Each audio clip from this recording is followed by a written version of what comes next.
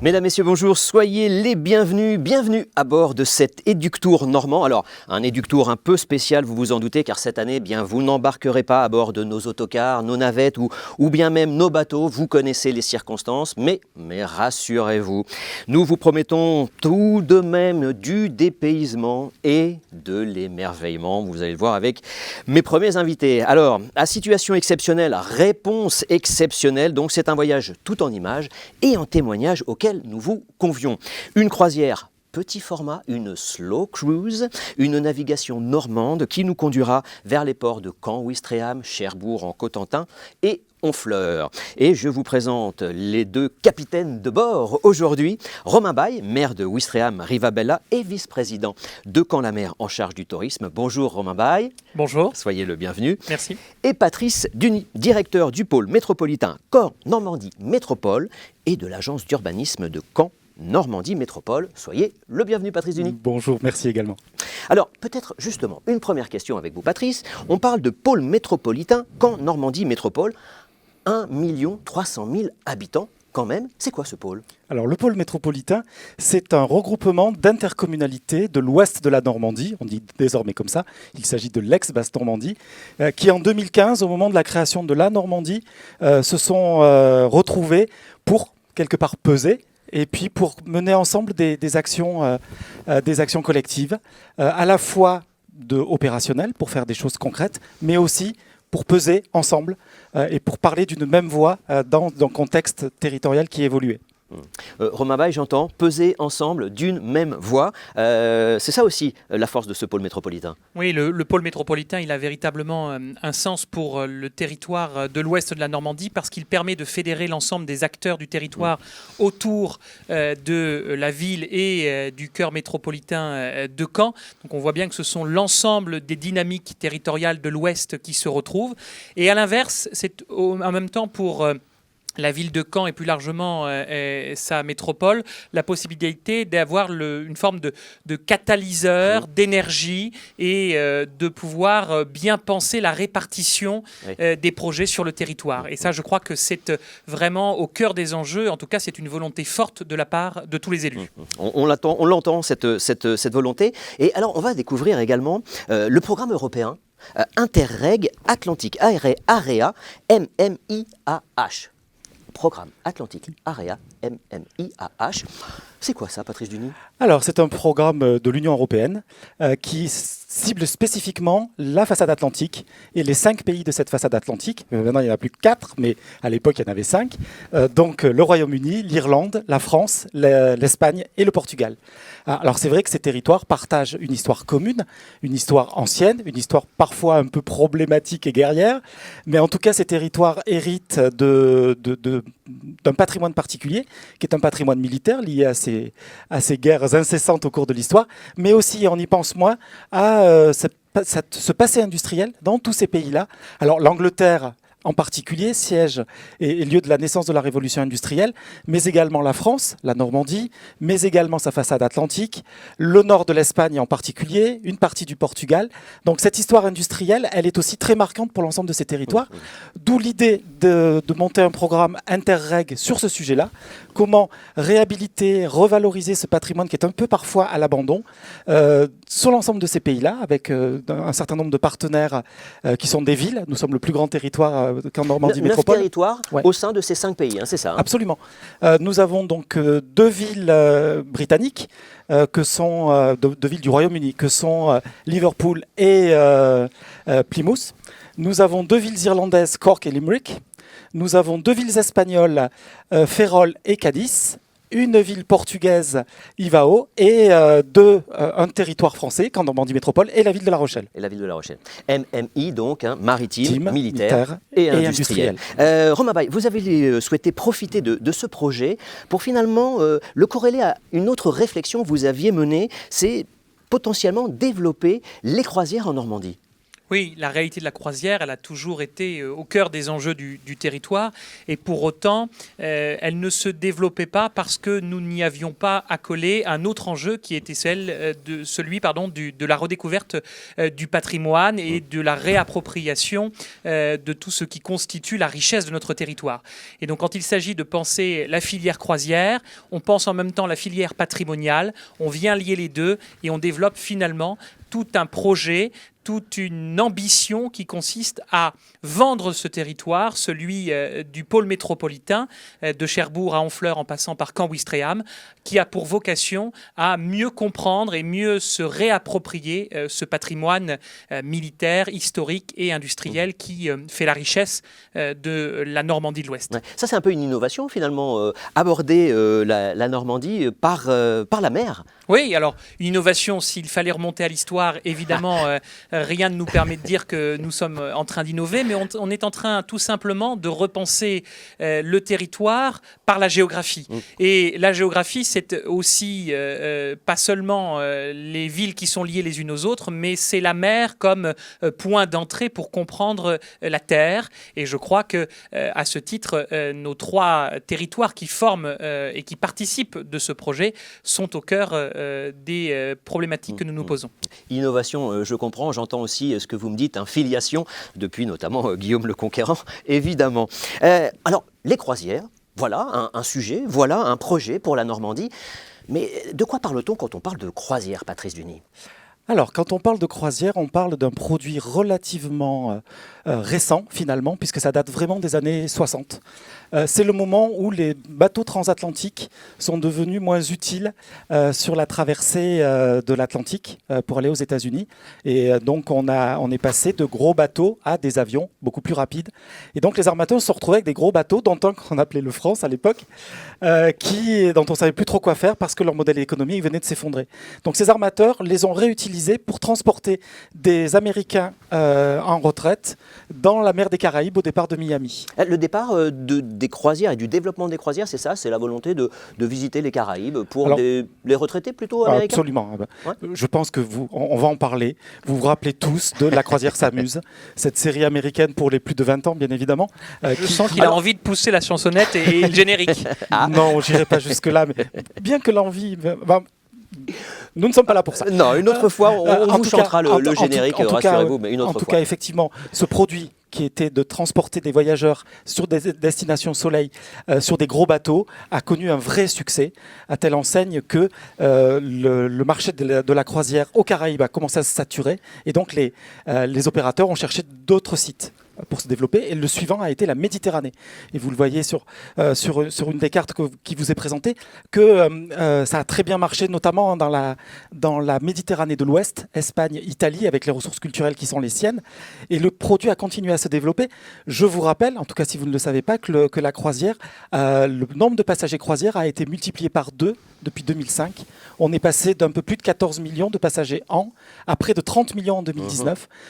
Preuve du succès de ce mode de tourisme, avec y compris une modification dans la clientèle, un rajeunissement, une clientèle de plus en plus famille également, mais également avec une saturation qui fait que les croisiéristes cherchent d'autres territoires, et notamment désormais l'Europe du Nord-Ouest. C'est ce que j'allais vous dire, parce que vous citez l'Italie, vous citez l'Espagne, vous citez la croisière s'amuse, donc la croisière de masse. Ça nous fait quand même penser à ce qui se passe à Venise, ce qui se passe à Barcelone et la saturation aujourd'hui. Absolument.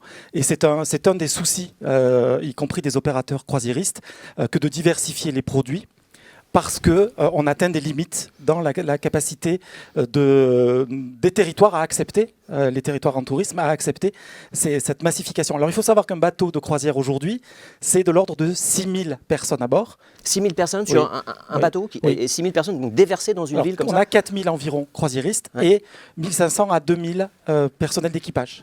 Donc quand le bateau arrive à quai, eh bien, tout le monde descend, y compris les membres d'équipage. Donc on arrive sur des masses de croisiéristes qui débarquent. Ça crée des problèmes d'encombrement, de gestion des transports à telle enseigne que, mais vous le savez, que ce soit à Venise, que ce soit à Barcelone, un certain nombre d'habitants commencent à trouver que ça devient compliqué à gérer. Ça devient compliqué à gérer. Alors justement, vous parliez peut-être d'une autre forme. Romain Baille, la croisière s'amuse en Normandie, c'est pas forcément ce que vous avez imaginé, rassurez-nous, pour nos territoires. Non, c'est absolument pas ça le sujet. La question, c'est plutôt d'abord de trouver une complémentarité dans les types de croisières que l'on peut proposer. Nous n'avons pas vocation à répondre d'un tourisme de masse et c'est à la fois certainement pas ce que l'on souhaite, mais ce n'est pas non plus ce que souhaite le touriste demain dans le type de touriste qui fréquente notre territoire. Donc on sait très bien qu'on va être davantage sur un tourisme fluvial, peut-être sur Honfleur, davantage sur un tourisme d'une croisière peut-être un peu mémorielle sur la place Canaise, et puis à Cherbourg de vendre un tourisme de la Normandie au sens large, avec peut-être un petit peu plus de monde que sur des bateaux de croisière qui de toute façon, pour des contraintes techniques, ne pourraient pas passer le sas de l'écluse de Ouistreham pour remonter au port de Caen. Donc tout ceci doit conduire à un juste équilibre entre les territoires normands et de ces territoires normands vis-à-vis de l'offre et de la demande qui se dessine à l'heure actuelle sur un marché qui, même si nous l'organisons, dépend aussi très largement des croisiéristes eux-mêmes. Quand je dis croisiéristes, on parle tant des touristes qui montent à bord que des armateurs. Et les armateurs sont extrêmement bien organisés pour serrer les territoires sur lesquels ils souhaitent s'installer et proposer de plus en plus, et c'est ce qui semble répondre des engagements qui sont les nôtres, en tout cas sur notre territoire, d'un tourisme qui soit plus un tourisme sur mesure, clé en main, mais extrêmement accompagné, presque au détail de l'heure par heure, de ce que chacun pourra y faire. En tout cas, ce tourisme sur mesure correspond assez bien à ce que nous sommes en capacité de proposer. Ouais, on va y revenir justement, mais Patrice Duny, on parle de slow cruises finalement, de croisières lentes. Ouais. Et c'est là qu'on a fait le lien dans le cadre de notre projet Interreg avec ce qu'on venait de faire dans le cadre de la valorisation de notre patrimoine maritime, militaire et industriel. Parce que nous avons des ressources sur notre territoire, mais des ressources qui ne généreront pas de croisières massifiées. En revanche, un certain nombre de touristes, d'acteurs, des gens qui ont plus de revenus, plus de bagages culturels, peuvent être intéressés, mais pour avoir, comme le disait Romain Baille, un accompagnement quasiment personnalisé, avoir une expérience. Je crois que le mot qu'il faut retenir de ce qu'on va dire, c'est l'expérience normande. Et la Normandie a plein d'atouts en termes paysagers, mais aussi en termes de produits. On peut boire et bien manger en Normandie. Donc c'est tous ces petits bouts de qualité du territoire qu'il faut que nous valorisions pour des gens qui vont découvrir le territoire par la mer. C'est vraiment ça l'idée, de mélanger quelque part le principe des croisières avec ce patrimoine dont on peut voir qu'il est sur l'ensemble du territoire de la Normandie. Simplement, on ne peut pas le massifier parce que pour le coup, les ressources de ces sites-là ne le permettraient pas. En revanche, on peut y amener des touristes intéressés, des touristes motivés et des touristes qu'on va accompagner dans y compris notre vie locale. Une autre forme de tourisme qui, après les crises que nous connaissons, va probablement être une des façons de réorganiser le tourisme. Romain Baille, comment on fait pour que on réussisse cet enjeu et quels sont les critères d'acceptabilité? On l'a entendu, Patrice Duny le rappelait, par les habitants des territoires. L'acceptabilité, elle viendra du fait que la population soit associée à la réalité de l'évolution de la croisière.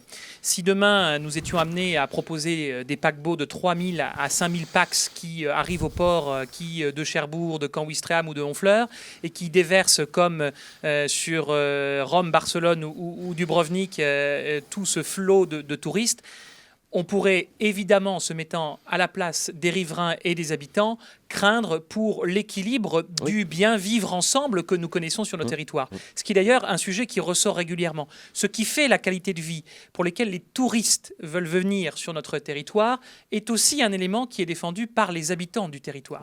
Et c'est là où il nous faut trouver cet équilibre. Alors, dans ce cadre-là, c'est à nous de nous fixer en tant qu'élus locaux avec l'ensemble des armateurs des limites sur le type de navire que on est prêt à accepter, des limites en termes de durée à quai, et puis surtout la capacité demain à faire évoluer nos infrastructures portuaires pour mieux accueillir les bateaux à quai. Un exemple très simple sur lequel nous sommes engagés, et Port de Normandie est un des acteurs essentiels, notamment sur le port de Cherbourg, mais aussi sur le port de Caen-Ouistreham, de se poser la question de l'électrification à quai. Oui. Ça paraît parfaitement anodin, mais c'est un des éléments qui est une épine dans le pied de Marseille en ce moment, en termes de pollution et visuelle, mais aussi de pollution tout simplement atmosphérique de l'air ambiant, qui participe d'un rejet de la question touristique, alors même que le tourisme, c'est une réalité de fréquentation de proximité, donc de consommation, donc d'économie locale et de préservation de l'emploi.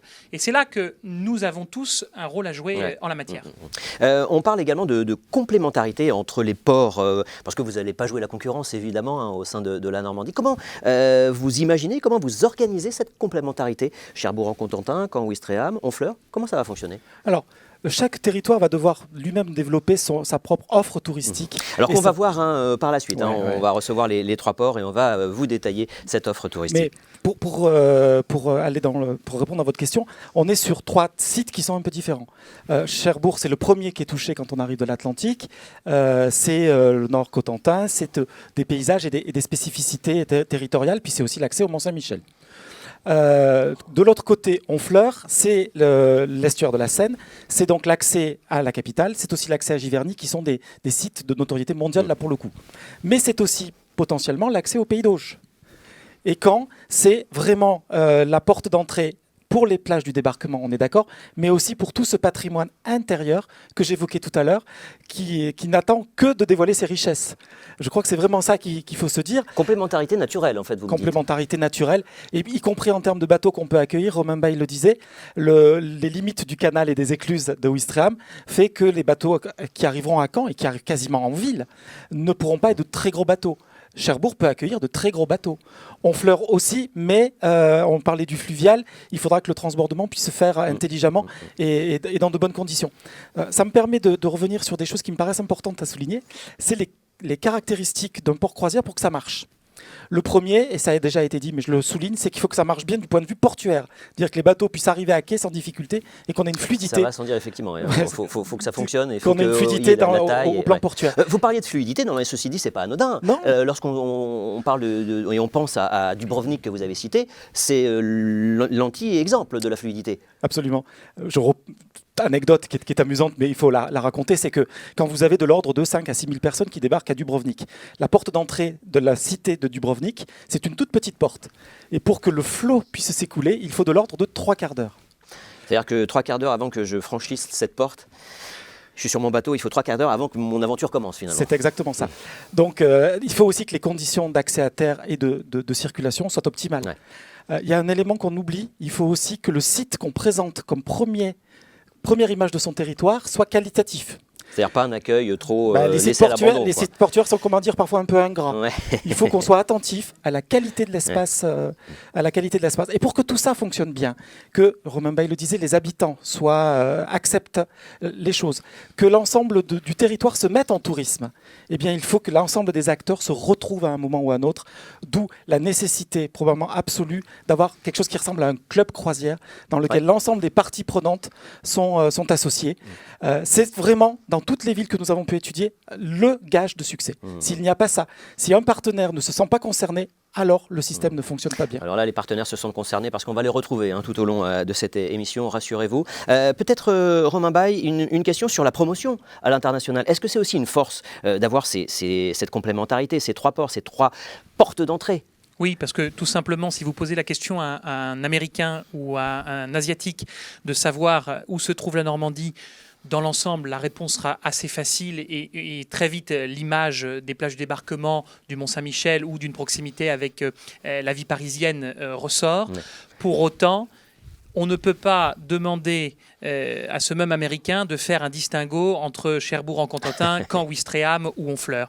Et la réalité, c'est que pour tous ces touristes qui vont venir sur notre territoire, c'est le même territoire, c'est la même réalité, d'où l'intérêt de jouer la carte de la complémentarité, parce que la géographie à l'autre bout du monde, c'est évidemment la force qui doit être la nôtre de pouvoir faire une promotion commune. Ouais, promotion commune, on l'entend à travers vos propos, votre engagement. Merci messieurs pour ce lancement. Merci Patrice Duny, merci beaucoup d'avoir été présent. Romain Baille, vous restez parce qu'on va parler du port de Caen-Ouistreham. On se retrouve tout de suite après cette courte pause.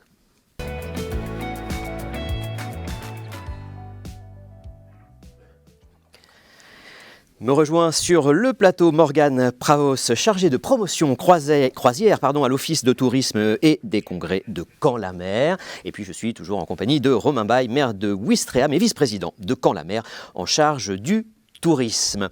Alors, on parle du port de Caen-Ouistreham. Peut-être, messieurs, une première question pour vous, Morgane Pravos.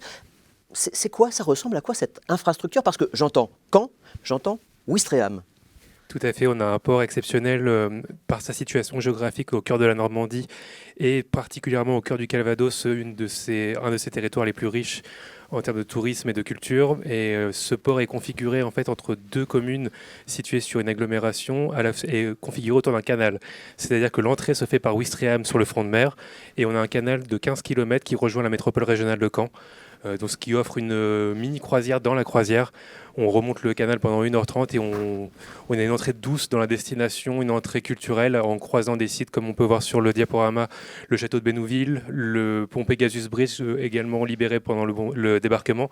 Donc c'est une vraie plongée dans la destination et dans son histoire de manière douce et pas dans un port industriel. On est vraiment un port atypique avec beaucoup de charme et beaucoup de nature autour également. On y reviendra et non seulement on y reviendra mais en plus on va développer ça. Romain Baille a une position centrale également en Normandie pour rayonner alors sur les classiques et bien plus encore du territoire et du patrimoine.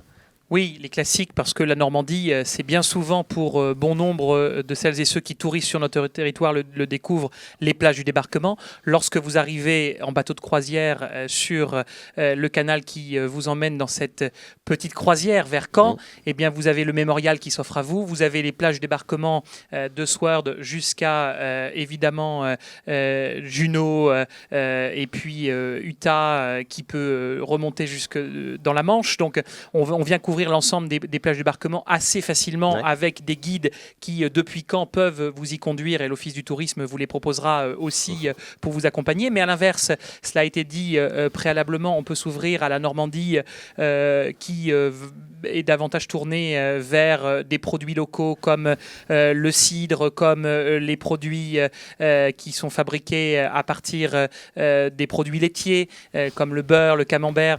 Tout le pays d'Auge que nous avons aussi tendance parfois à oublier, mais qui fait la force gastronomique et des richesses des paysages du territoire. S'il fallait remonter et sans venir trop marcher sur les produits portés par Honfleur, mais les questions impressionnistes, parce que ces sujets-là sont au cœur des enjeux, c'est évidemment, comme cela a été dit, la force du port de Caen-Ouistreham, une forme de centralité dans le territoire qui permet de desservir une richesse culturelle et patrimoniale, un vrai panel d'expériences. Bon, ça donne très envie. Écoutez, je vous propose qu'on regarde en images tout de suite Caen-Ouistreham.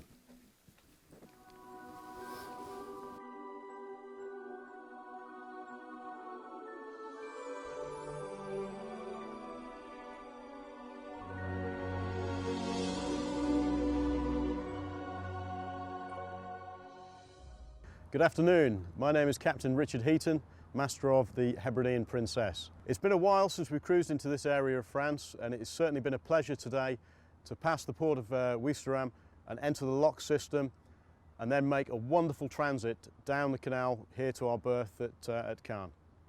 The port of Caen-Ouistreham runs from here, the lock, up to the city of Caen, 10 kilometers away.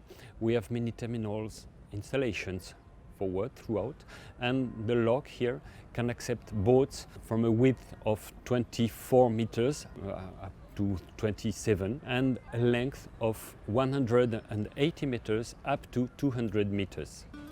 The port of Caen-Ouistreham is located in the heart of the Seine Gateway, on the shores of the English Channel. A 2-hour drive from Paris, the port ranks 10th amongst French trading ports. However, it is first and foremost a passenger port which each year welcomes 1 million passengers through its ferry terminal at Ouistreham.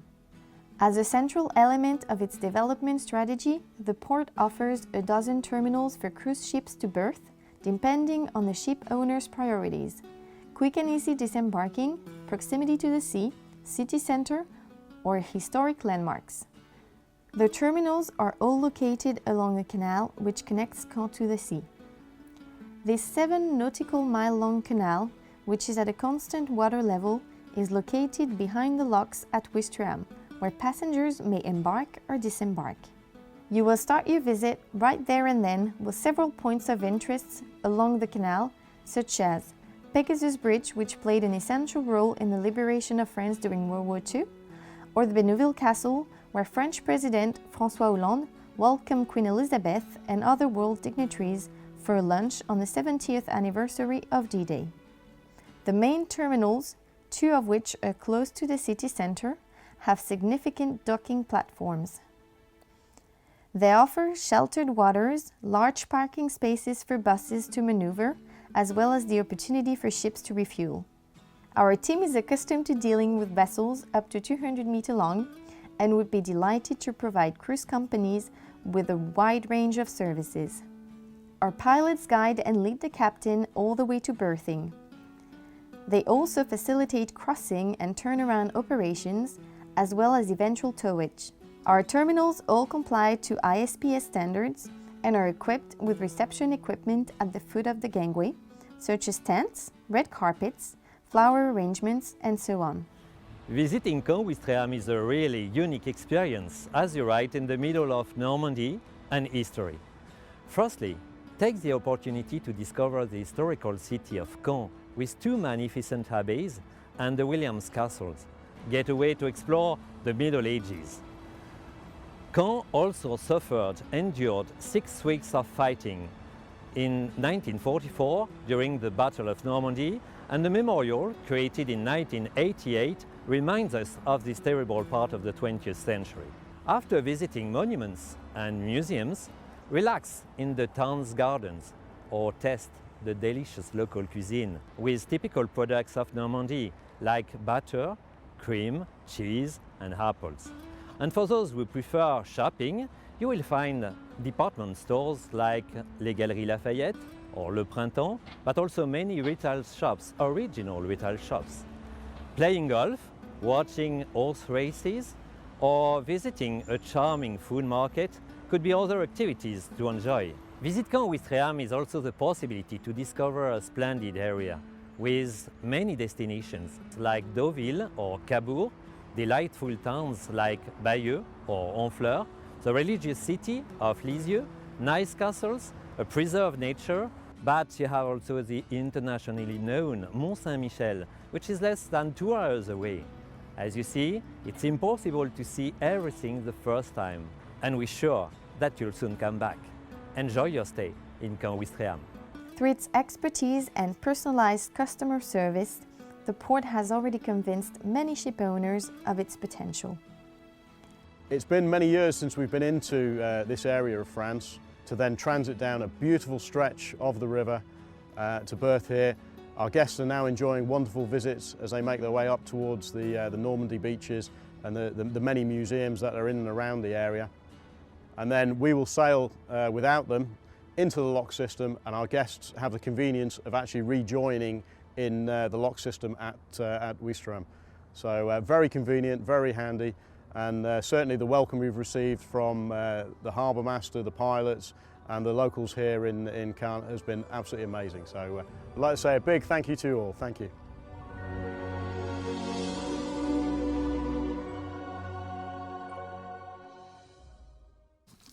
Absolutely amazing, c'est un Britannique qui le dit, donc on peut le croire. Je comprends maintenant, hein, la croisière dans la croisière. Ça c'est incroyable, c'est aussi la possibilité offerte par Caen Ouistreham. J'arrive à Ouistreham et hop, j'ai un autre temps bucolique. C'est même une forme de respiration.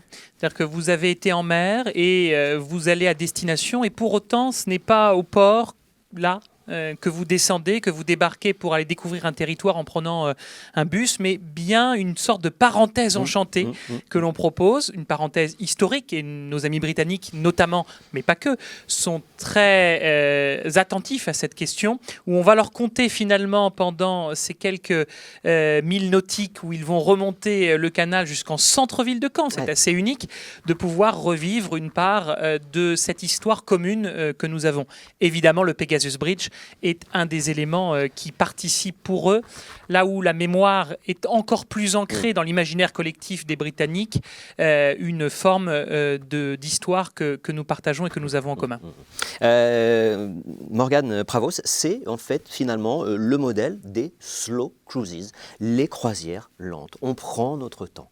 Tout à fait, donc à la fois dans la descente du canal, mais aussi dans l'ensemble de la croisière. Nos clients armateurs qui fréquentent le port de Caen-Ouistreham ont l'habitude de rester en overnight sur plusieurs jours dans le port de Caen-Ouistreham. Ça va d'une seule nuit jusqu'à 3 voire 4 nuits pour découvrir en profondeur la destination et la richesse de tout le territoire qu'on a vu dans la vidéo précédente.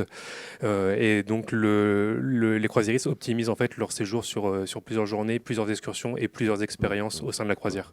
Romain Baille, on s'adresse, disons-le, à une clientèle quand même particulière, c'est-à-dire une clientèle exigeante, qui n'attend pas juste d'être déversée puis acheter des petits goodies, mais qui attend plus que ça, quoi.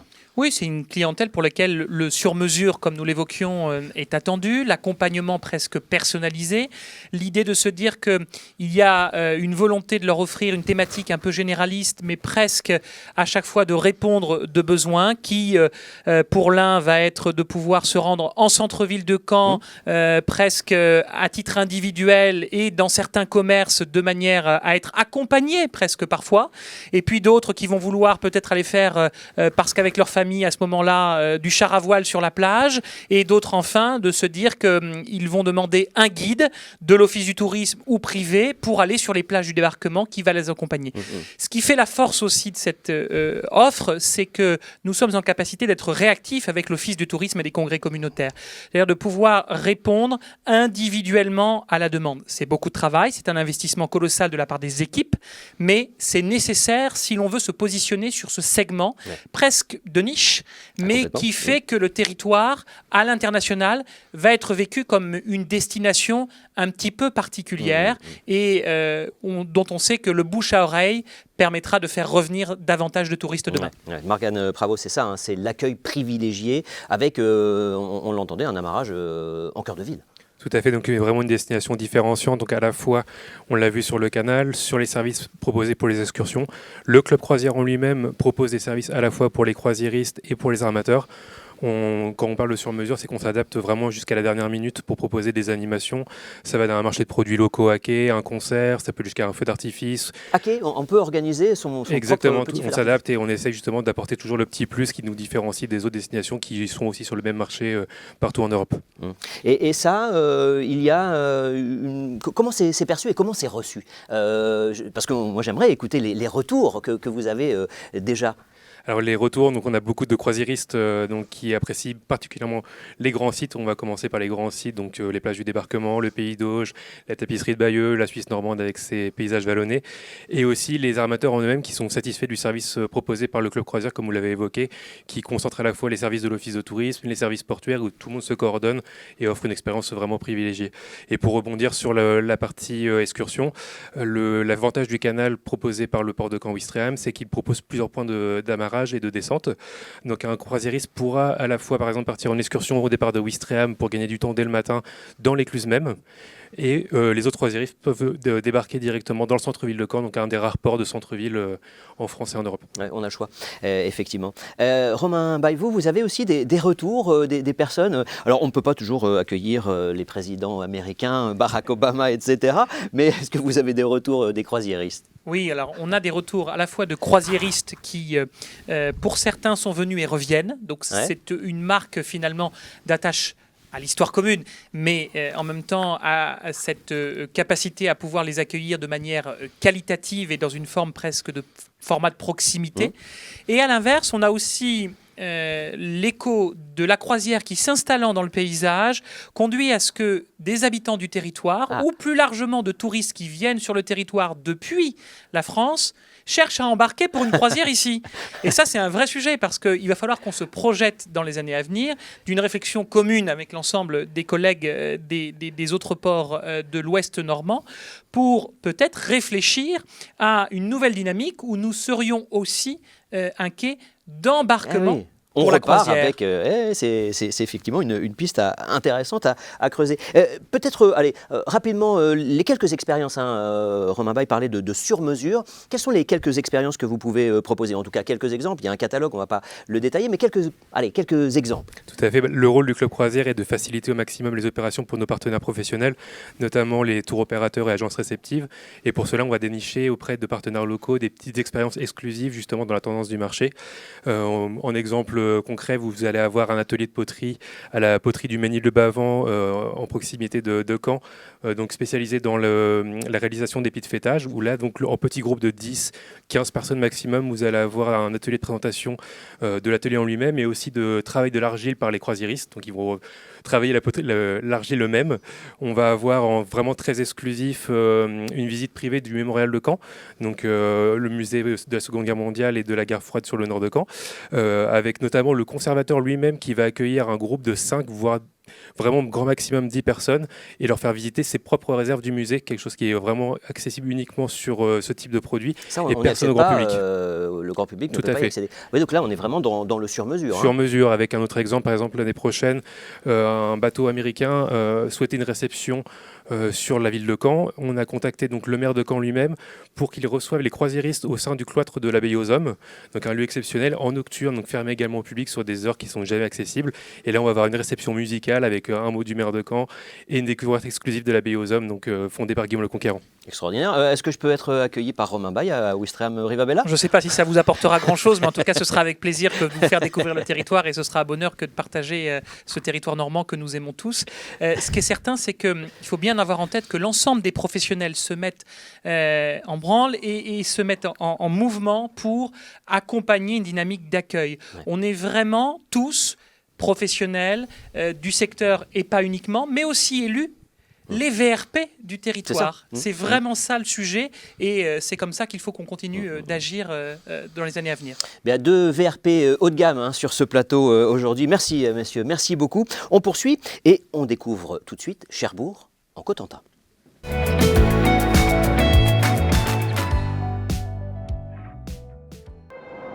Located on the tip of the Cotentin Peninsula, Cherbourg is strategically situated along the English Channel. Cherbourg is a deep water port accessible 24 hours a day, 7 days a week, in all weather conditions and protected by double sea breakwater forming the largest artificial harbour in Europe.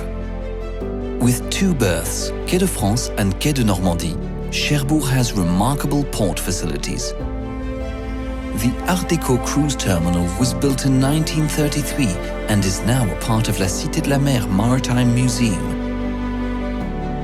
A brand new sheltered airbridge gangway with direct access to cruise terminal is available for the comfort of cruise guests. Cherbourg Cruise Terminal provides all modern facilities and reliable services such as new parking lot, shuttle bus service, hospitality desk, Wi-Fi. La Cité de la Mer Maritime Museum with its new permanent exhibition, The Ocean of the Future, stunning aquariums full of life and color. Visit the authentic Cherbourg local market in the heart of the old town. Food products, French cheese, bread and wine, and enjoy the French art de vivre. Cherbourg Umbrellas, famous all over the world, is a premium brand for a luxury product. Visit the factory of a family success story. Have a break in the gardens of Cherbourg, our hidden green jewels. Enjoy the modern and covered shopping mall with its hypermarket.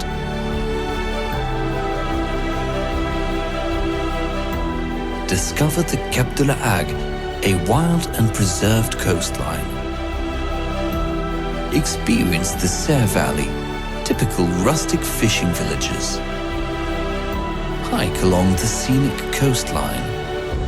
Climb the 365 steps of Guettville Lighthouse, the second highest of France.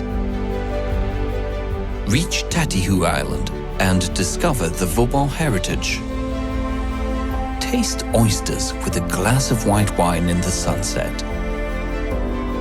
Relive D-Day landing beaches and sites of memories. Utah Beach, Sainte-Mère-Église, American Cemetery of Omaha Beach. Feel the travel back in history in Mont-Saint-Michel. Marvel of the West, UNESCO Worldwide Site. Our destination, your experience.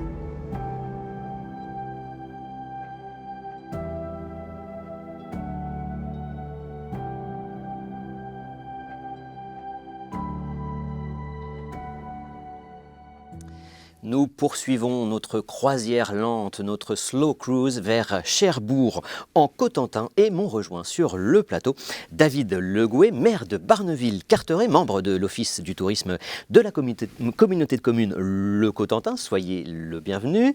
Et puis Julien Bougon, directeur commercialisation et promotion de l'Office de tourisme du Cotentin et Cherbourg Club Cruise Manager. Soyez Bonjour le à bienvenu. tous. Merci. Bonjour.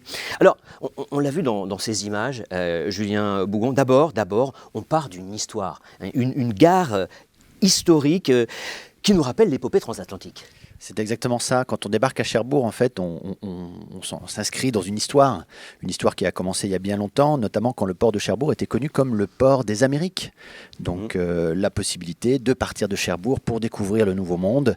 Et voilà. Et l'exemple le plus typique, le plus emblématique, c'est bien sûr l'escale du Titanic en 1912, qui a fait sa seule escale continentale à Cherbourg, avant d'aller vers son destin tragique.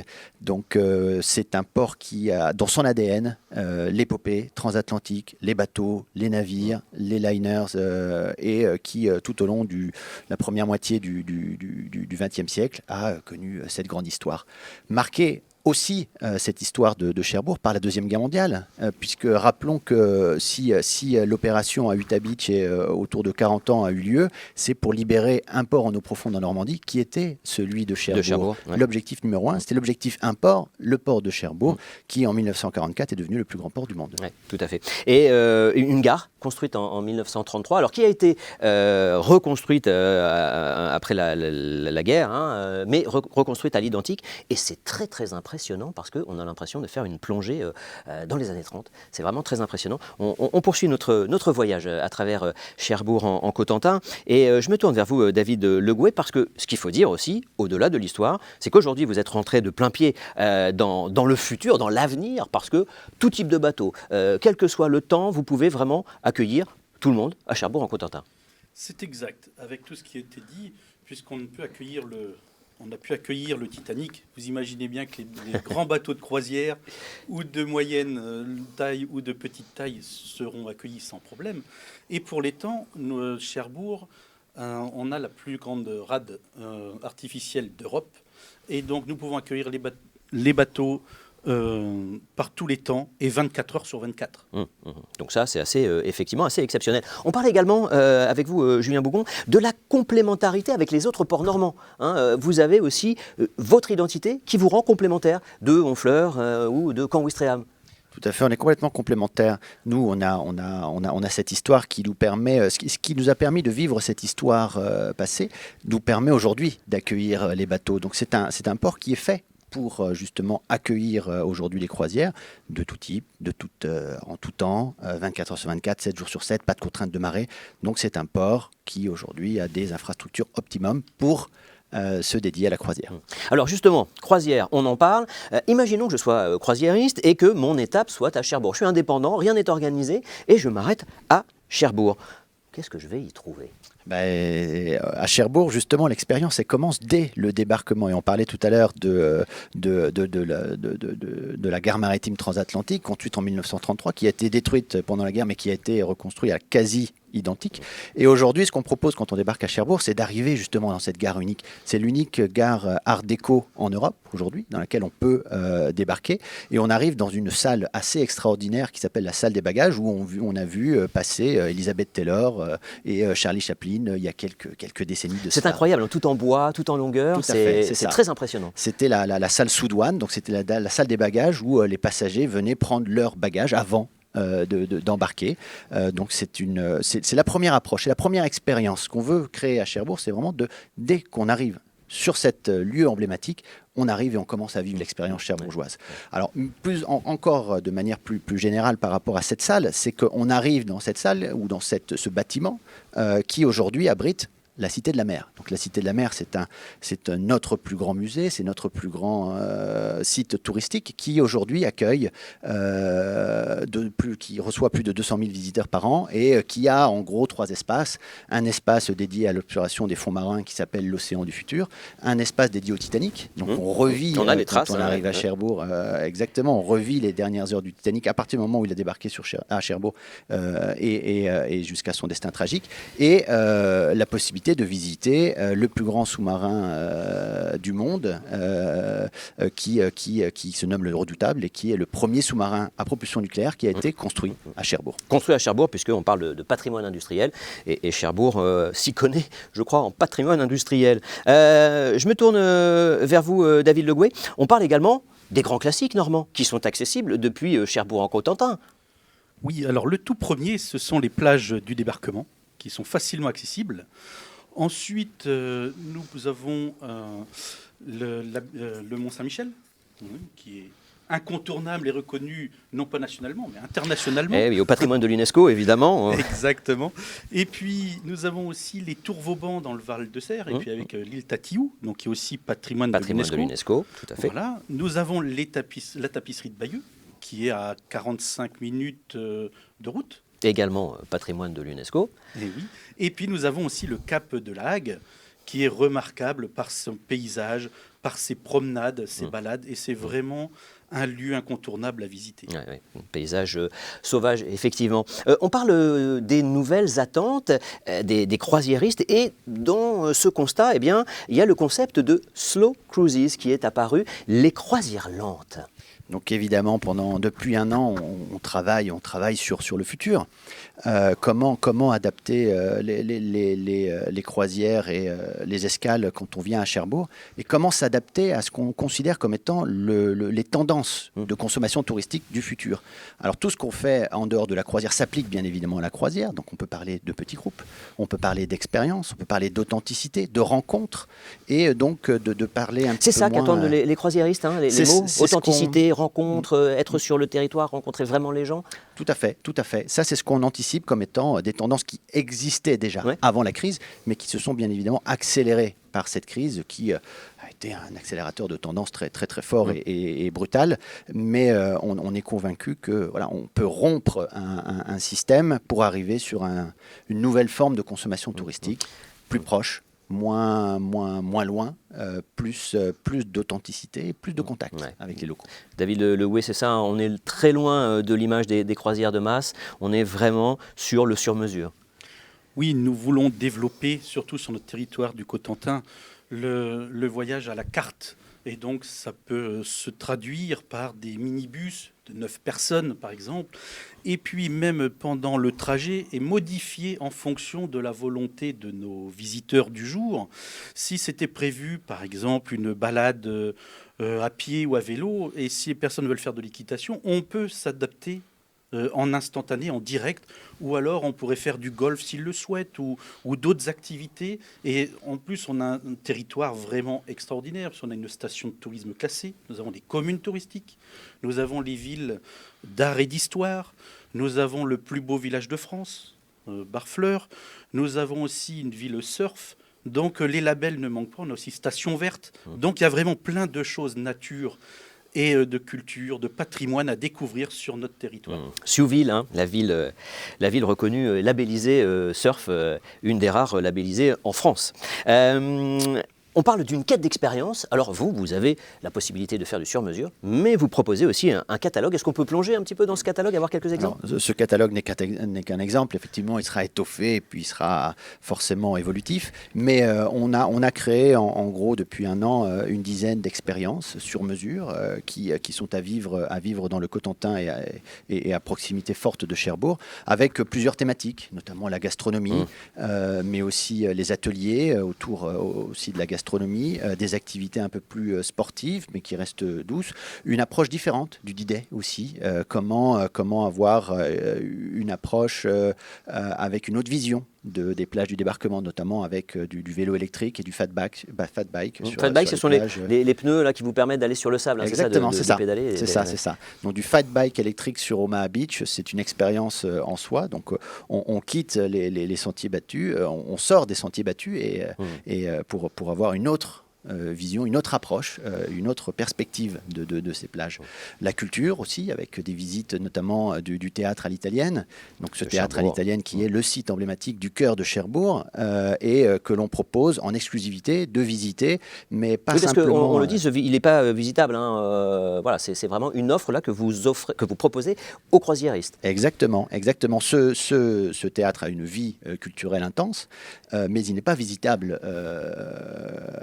Mais pour les croisiéristes, la volonté, c'est de pouvoir l'ouvrir et non seulement de faire une visite, mais de faire une visite décalée avec une approche culturelle et une compagnie de théâtre qui vient spécialement pour les croisiéristes et faire une visite déambulatoire et complètement décalée de ce théâtre à l'italienne et pour en découvrir tous les secrets, toutes les pièces, tout ce qu'on ne voit pas lorsqu'on va voir tout simplement une pièce. Qui est caché. Alors, on ne pourrait pas visiter la Normandie, visiter la France sans découvrir une expérience autour du pain. Je vous propose de découvrir en image cette expérience et puis on en parle après.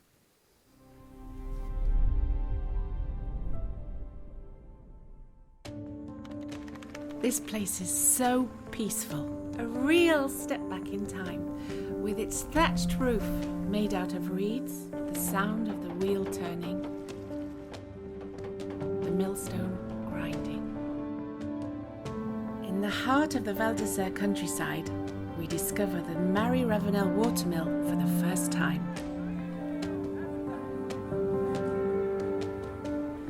I can't believe we're here to make our own bread. Would you believe it? I mean, we're so lucky to be here in this special place. The bread dough almost feels like it's alive. We look after it, we take care of it, time flies.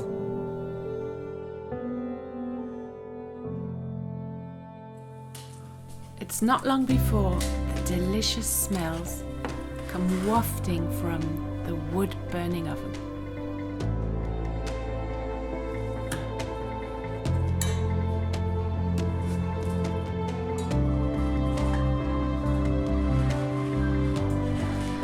It takes time to make beautiful things.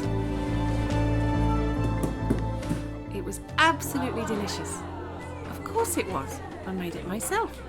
So, it really is a unique place, bathed in history and poetry. Au revoir.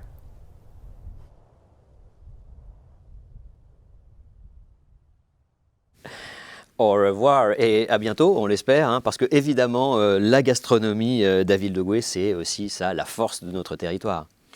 Complètement, puisque sur les 4 restaurants étoilés du département, 2 sont sur notre territoire du Cotentin. Donc nous avons le restaurant Le Pili à Cherbourg et puis le restaurant La Marine à Barneville-Cartré. Vous proposez justement dans votre catalogue des expériences culinaires, un petit cheminement pour les papilles. Ouais, tout à fait. Donc l'idée, c'était en gros le concept des expériences à la française avec une touche normande. Donc l'idée, c'est effectivement de participer à un atelier pain dans un moulin à eau du XVIIIe siècle. On a la possibilité aussi de faire un atelier pâtisserie avec un des meilleurs pâtissiers de France, donc Jean-François Fouché, qui vous invite dans son atelier à créer de la gastronomie revisitée. Alors là, c'est grand pâtissier, grand chocolatier. Exactement, une vraie expérience à vivre. Et puis on a cette possibilité de proposer à nos guests de vivre comme des locaux. Donc l'idée, c'était de faire un parcours en centre-ville de Cherbourg et de vivre comme les locaux.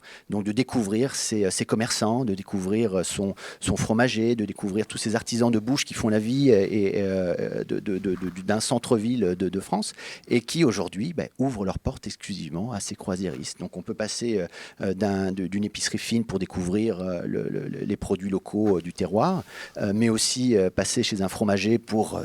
Une fois qu'on a fait son pain, évidemment. Voilà, évidemment. Après avoir fait son pain, on peut passer chez le fromager, chercher son fromage pour déguster avec du cidre ou de la bière locale, et puis terminer avec une douceur, notamment dans une pâtisserie, pour pouvoir déguster et terminer son tour en beauté. Alors si on a besoin d'éliminer toutes ces calories, on peut également, et ça je l'ai découvert à travers votre catalogue, on peut faire du golf à la ferme. C'est quoi ça, le golf à la ferme? Alors le golf paysan, donc on a une prestation exceptionnelle dans le Cotentin, assez unique, où une personne qui s'appelle François Thébault, qui est un paysan conteur, il se revendique comme cela, a eu l'idée d'inventer un concept complètement fou dans sa ferme, de créer un parcours de 9 trous de golf complètement décalé et au milieu des vaches et des animaux de la ferme, de se faire son parcours.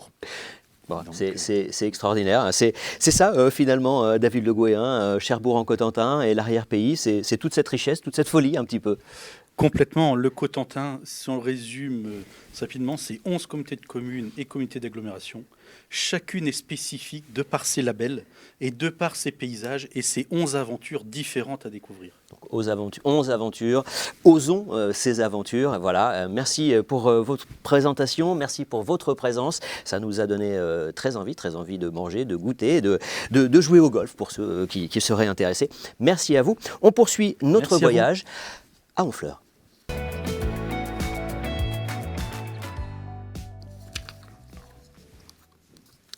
Voilà, me rejoignent sur le plateau Christophe Buisson, bonjour, président de l'Office du tourisme de Honfleur et puis vice-président de la communauté de communes Honfleur-Beuzeville. Soyez le bienvenu. Merci, bonjour. Bonjour. Jérôme Radanovic, bonjour. Vous êtes responsable promotion croisière à l'Office du tourisme de Honfleur. Soyez le bienvenu. Merci, bonjour. Alors, on parle d'une destination, authentique, une destination historique, une destination culturelle. Christophe Buisson, c'est ça, la trilogie Honfleur?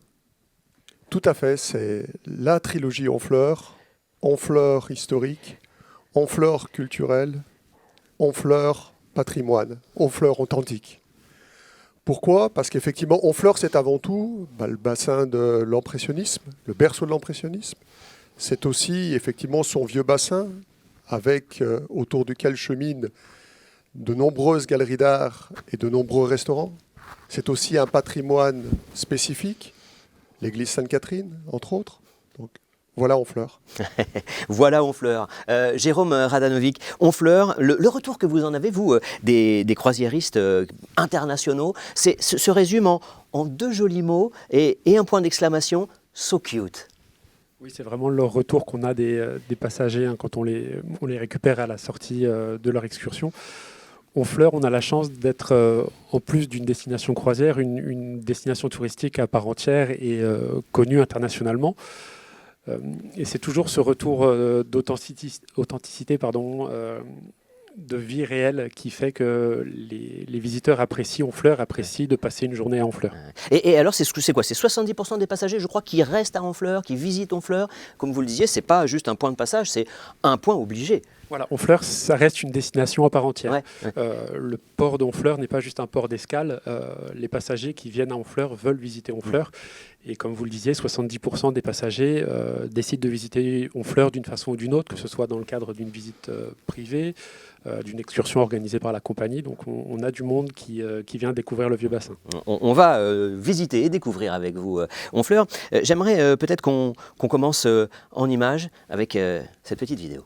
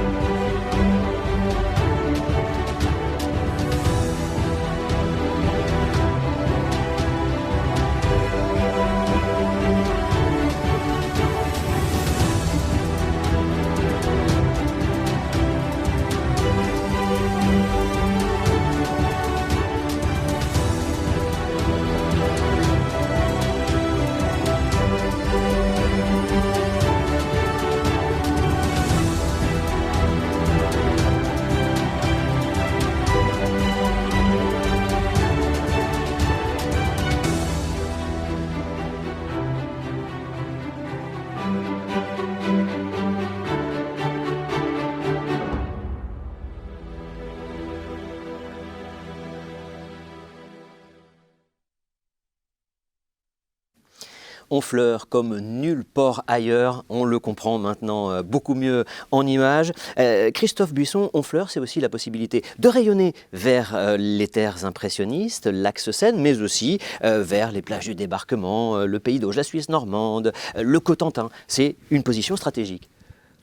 Tout à fait, comme le disait Jérôme, effectivement, Honfleur en tant que tel est déjà un point d'attraction touristique fort, mais aussi Honfleur est positionné en vrai barycentre de l'ensemble des sites touristiques normands et au-delà de la Normandie, puisque effectivement, d'un côté, la Côte-Fleurie, Deauville, Caen, Bayeux, les plages du débarquement, mais aussi effectivement l'axe Seine, la vallée de la Seine, les boucles de la Seine, Rouen, Étretat, la Côte d'Albâtre, bref, Giverny, bref, dans un rayon, je veux dire, d'une heure, 1h30, je veux dire, de transport, vous découvrez une multitude et une variété, je veux dire, de richesses touristiques de la région. Vous découvrez pratiquement le monde, j'ai envie de dire. Jérôme Radanovic, Honfleur, intramuros, en soi, c'est déjà une merveille. Et ça, c'est parfois une surprise. Non pas que ce soit une merveille, mais qu'on puisse tout faire à pied en 1h30, 2h par les croisiéristes internationaux. Oui, c'est vrai que la renommée de Honfleur fait penser souvent à une ville de grande taille, alors que pas du tout. Honfleur, c'est un tout petit centre historique. On a la chance en plus d'avoir un terminal croisière qui est situé à 1,5 km du centre historique. Donc je fais tout à pied, c'est une petite balade, quoi. Voilà, vous pouvez tout faire à pied. En 20 minutes, vous quittez le navire et vous arrivez directement au pied du vieux bassin. Et de là, vous pouvez rejoindre un musée, le musée Boudin, vous pouvez passer au musée Satie en 10 petites minutes. Vous arrêtez en route, prendre un café sur le vieux bassin. Alors on va voir les expériences que vous proposez, parce que évidemment, Christophe Buisson, aujourd'hui on parle d'expérience. On ne veut plus un tourisme de masse, on veut être considéré et on veut finalement se rapprocher de la réalité du territoire, vivre comme les gens qui y vivent. Tout à fait. Et Honfleur aujourd'hui est effectivement avant tout une ville à ciel ouvert où le vivre ensemble entre les habitants, entre les visiteurs, est un maître mot. Et depuis déjà plusieurs années, nous travaillons dans ce sens à favoriser effectivement ces échanges au travers d'expériences personnalisées que nous pouvons proposer, mais aussi au travers de ce sur-mesure et de l'attractivité des services que nous pouvons présenter. Alors justement, ces services et ce catalogue, si je viens, moi, en tant que croisiériste à Honfleur, qu'est-ce que vous me proposez? Déjà, un accueil au pied du bateau, au terminal croisière. L'office de tourisme est là pour vous accueillir, pour vous orienter, pour aider le tour opérateur, l'agent, dans la gestion de l'escale. Déjà, c'est rassurant, je ne suis pas dans un no man's land industriel perdu. Pas du tout. Et vous êtes en plus à 10 minutes à pied d'une pépite. Et ensuite, vous pouvez vous promener évidemment dans le centre-ville, mais vous pouvez également avoir une visite privée du musée Boudin. On parlait tout à l'heure de l'impressionnisme. Eugène Boudin, un des pères fondateurs de l'impressionnisme, est originaire de Honfleur. Un musée lui est dédié et le conservateur actuel du musée Eugène Boudin peut vous proposer une visite en petit groupe de 5-10 personnes. Visite privée, finalement. Visite privée, exactement. On voit derrière alors, en image une église aussi très particulière. Parlez-nous de cette église. C'est la fameuse église Sainte-Catherine. Donc c'est la plus grande église en bois de France, avec son clocher qui est séparé. Et d'ailleurs, on organise de nombreux concerts, musique classique, musique lyrique. Dans cette église, c'est souvent une activité qui est très prisée par les croisiéristes, pour des petits groupes aussi de quelques personnes, avoir un concert dans cette église, dans ce lieu magique tout en bois. Alors imaginons, moi je suis un aventurier, je veux aller un petit peu au-delà de Honfleur. C'est aussi possible, vous pouvez m'accompagner dans ces aventures? C'est possible, on a tout un tas de sentiers de randonnée, que ce soit des randonnées pédestres, des randonnées cyclistes. On a la chance d'avoir un maillage qui part du terminal croisière. Donc à la descente du bateau, là encore, les passagers peuvent embarquer sur leur vélo pour rejoindre Berville-sur-Mer, le pont de Normandie. Je peux aller jusqu'au pont de Normandie. Vous pouvez passer même sous le pont de Normandie, et longer comme ça la vallée de la Seine pendant plusieurs dizaines de kilomètres. Alors, on parle évidemment de slow cruises, de croisières lentes, de touristes un petit peu choisis. Comment ça fonctionne avec les habitants? Il y a une acceptation de ces croisières? Il y a une acculturation? On essaie de se connaître, on se rencontre? Ou ce sont deux mondes différents? Non, l'objectif est effectivement de faire un seul monde, une seule ville, et de partager ensemble cette richesse culturelle et patrimoniale. Donc une démarche effectivement, je veux dire, de fond est menée en termes de facilitation, bien évidemment. Même en slow cruise, je veux dire, sur un petit navire de croisière, c'est quelques centaines de visiteurs qui déambulent en plus dans la ville, mais qui finalement viennent découvrir aussi les commerçants qui sont très à l'écoute au niveau des marchés, mais au niveau aussi des galeries d'art et autres, je veux dire, donc commerce de bouche. Ouais. Jérôme Radanovic, vous parliez évidemment de l'impressionnisme et d'Eugène Boudin. Est-ce que parmi les expériences, je pourrais, pourquoi pas, assister à une résidence d'artiste ou moi-même prendre les pinceaux, même si je n'ai aucun talent, mais au moins goûter? Vous pouvez, oui, tout à fait. On a notamment le directeur de l'école d'art graphique de Honfleur qui propose des ateliers, soit d'initiation, ou de perfectionnement à des passagers de croisière. On a également des ateliers avec un maître verrier, donc pour la création, la restauration de vitraux. Voilà, ce sont vraiment des expériences que vous pouvez vivre à Honfleur. Donc sur les bateaux, peut-être les prochains Eugène Boudin, Monet ou Manet, qui sait. Christophe Buisson, quelles sont les perspectives là pour cette reprise d'activité? Honfleur garde toujours le même aura? Honfleur garde toujours effectivement le même aura. Honfleur a sa dimension touristique internationale. Je rappelle, la 5e ville visitée en France. Donc, et aujourd'hui, nous travaillons aussi à cette sortie de crise sanitaire en offrant effectivement, je veux dire, un renouveau dans les services, je veux dire, à proposer à nos visiteurs, mais aussi en se projetant déjà, je veux dire, à moyen terme, avec en fait, dire que Honfleur est toujours en mouvement en termes effectivement de développement, de recherche culturelle. On a aujourd'hui effectivement le patrimoine, vous évoquiez tout à l'heure, des peintres, des écrivains, des sculpteurs. On a l'aménagement de la lieutenance qui est fait effectivement dans ce sens, qui va devenir une résidence d'artistes. On a un projet d'université multiculturelle où effectivement on pourra accueillir au sein d'une enceinte, au sein de la ville d'Honfleur, des chanteurs lyriques, des cours de chant, des cours de théâtre, des cours de musique. Donc, et enfin, le projet effectivement L'Amora, c'est-à-dire la reconstruction à l'identique du bateau de Guillaume le Conquérant, donc à l'image de l'Hermione, et qui sera, nous l'espérons tous, donc terminé d'ici, je veux dire, 2023-2024. Oui, le projet est lancé, là, ça y est, c'est parti? Le projet a été validé effectivement ou autre, et donc les travaux d'aménagement du site vont bientôt commencer. Jérôme Radanovic, cette aura que nous évoquions, une aura internationale pour Honfleur, c'est une fierté? C'est une fierté, bien sûr. On a la chance de vivre et de travailler dans une pépite, finalement. Et c'est toujours une fierté de pouvoir défendre de promouvoir, finalement, une destination comme celle-là, bien sûr. Ma question sous-jacente, c'était: on s'en lasse jamais?